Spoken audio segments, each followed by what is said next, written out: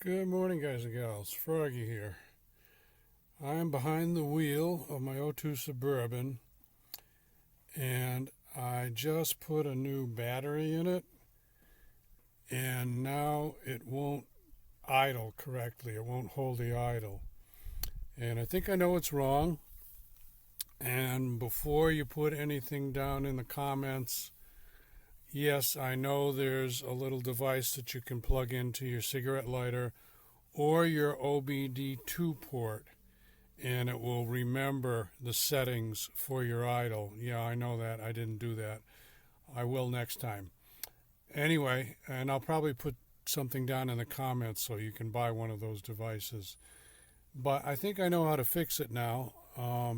I'm going to take the opportunity to clean up the butterfly valve on the intake, and I might even clean the IAC, idle air controller valve.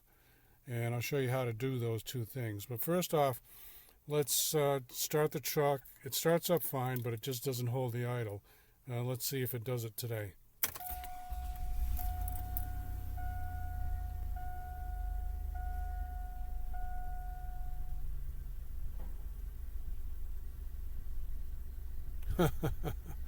And I will be a son of a gun. Now it's holding the idle. Well, that's how it's supposed to work, actually.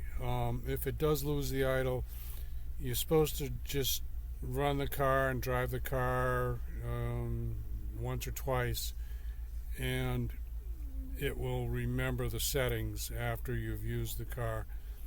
So what I did the other day is I started it and it wouldn't hold the idle, and I tried it 3 or 4 times and it wouldn't hold the idle, so I just let it sit overnight.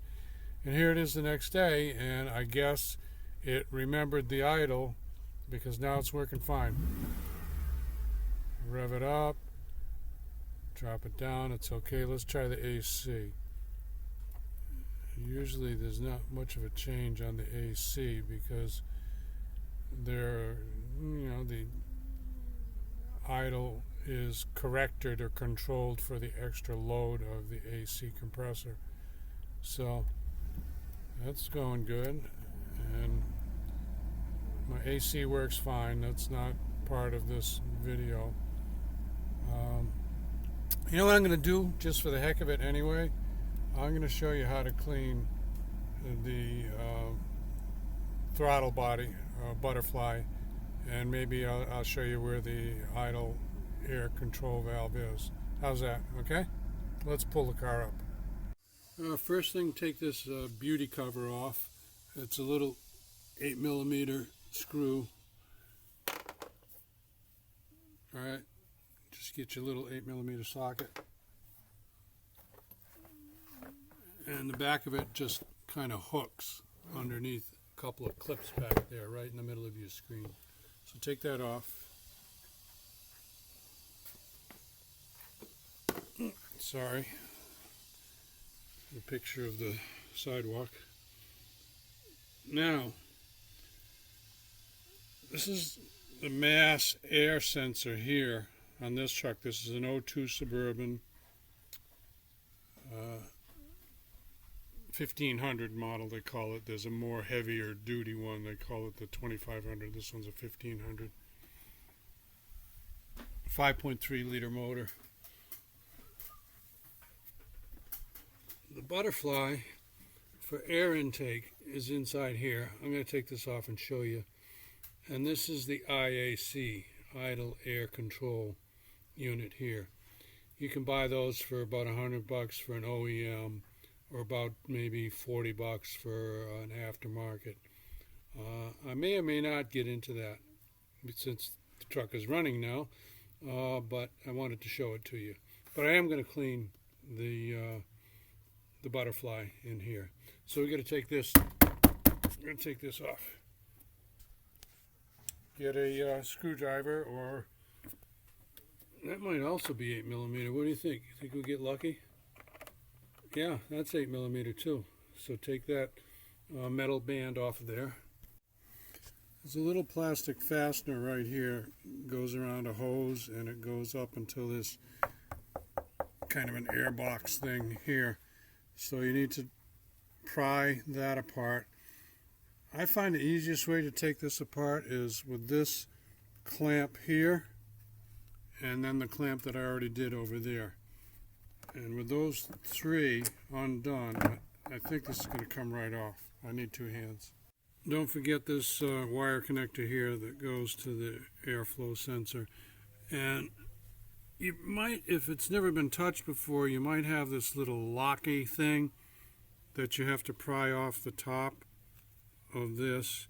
If somebody's worked on it before, they probably lost this piece, but mine still has it. So pull that out first. It's a light gray color, and then pull this off.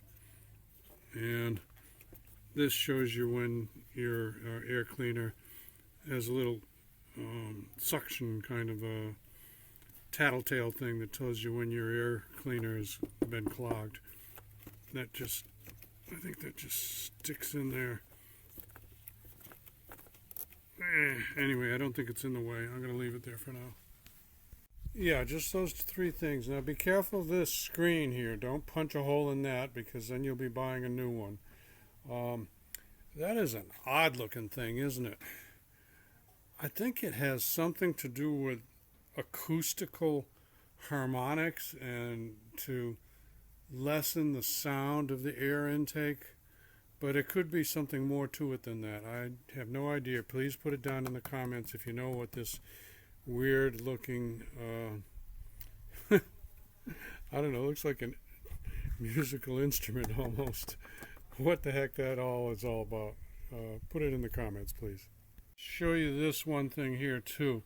Sometimes these clamps fail, and instead of loosening the band, the screw of the clamp starts to back itself out. I think I can save that, but anyway, because this is a very special part, they probably want $10 for it for, you know how it goes. But if that happens, it means the screw has come out and the clamp is still tight.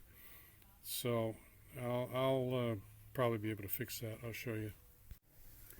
So that throttle body looks pretty clean. I've seen guys take this whole thing off to clean it. Go for it if that's what you want to do. I'm not going to get into how to take it off because I'm not going to take it off. But if you needed to replace the IAC, it's just 2 Torx screws. Whoops. Right there, and one on the opposite side that you can't see, and this electrical connection, and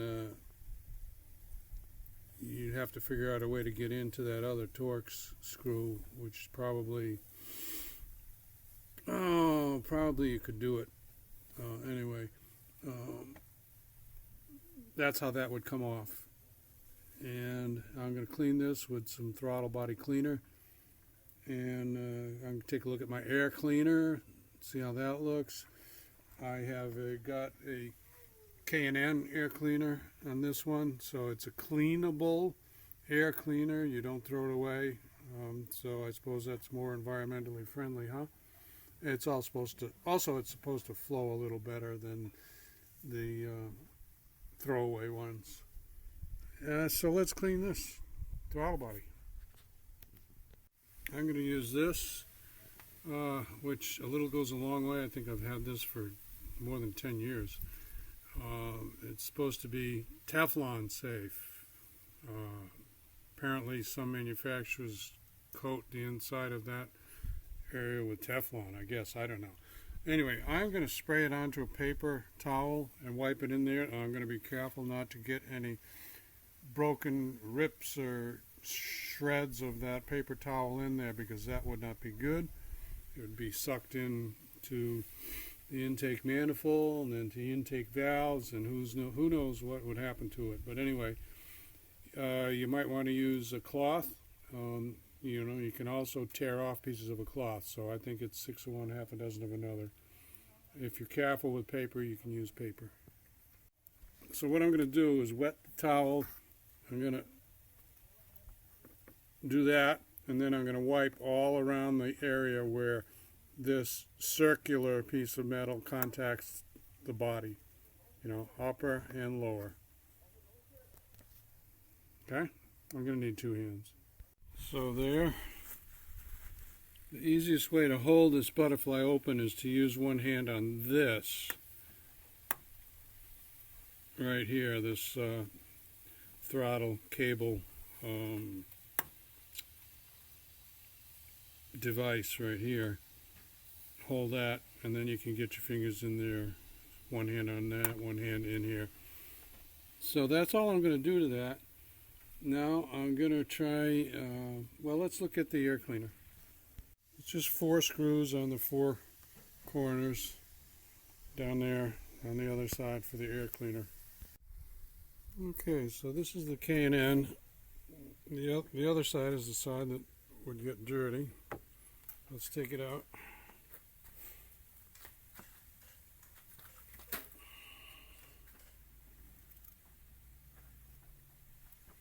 Ew, that's pretty dirty. I think I might clean that actually. So what I'm going to do, hold on. Okay, what I'm going to do is put this back together and do a separate video for cleaning the K&N air filter. How's that? So everything goes back together the way it came apart. Let me take a look at that clamp. So the clamp, I was able to tighten it back up, and it will tighten. What happens on these things is right here, this part of the clamp starts to pull away. It's got a couple of little tabs that wrap around this band, and it starts to pull away there, and that's when the screw comes out. But if you're careful, you can just retighten it, or you could replace it, or you could try and close up those clamps if you want to take the whole thing off. I really don't want to do that. It's almost lunchtime, so I'm taking a little shortcut, but I'm showing you what you could do if you have that problem. Okay, so that's tight now. That's not going anywhere. And I'm going to put a little silicone grease, a really tiny bit, not on this, not definitely on that, but where this all goes back together so that it'll seal and it'll slide on easy. So let me get that grease. So I use this. There's a whole bunch of brands. It's good to up to 600 degrees Fahrenheit, so it's not going to melt or leak or anything like that. I'm going to put it around here, all right? And I'm also going to put it around here in this metal part. And it just makes them slide together nice, and it makes them seal. It provides a little extra bit of sealing, I suppose. We're talking tenths of a millimeter or something really small, microns. Okay, but I've always had good luck with it. I just played around with this a little bit, and I would leave it alone if I were you. If you try to take it out, you're probably going to damage this seal right here. If you did damage it, you could just plug up this hole and you can do away with this altogether. You don't really need that, as long as you check your air filter every, probably 3,000 miles, 6,000 miles, please, at least once a year. This is just something on the, so that you don't have to take the box off to check the air cleaner. Okay, so just leave that alone. Actually, I'm going to clean around here with my my rag with my solvent, and I'll put a little of that sealant here. It looked to me like maybe there was a little tiny leak there before. Actually, this is a real good angle here to show you what I was talking about on this clamp. See, right there is the piece that wraps around, and that's just, it's just crimped on when they manufacture the clamp. And if this metal is not really super tough, it'll just spread over time. But you can save it, maybe. Okay? There's a good angle on it. There you go. Okay, so we slide that back on there. I'm going to tighten that up. Get this little guide fastener back together, and then that mass airflow is going to go on to the air box.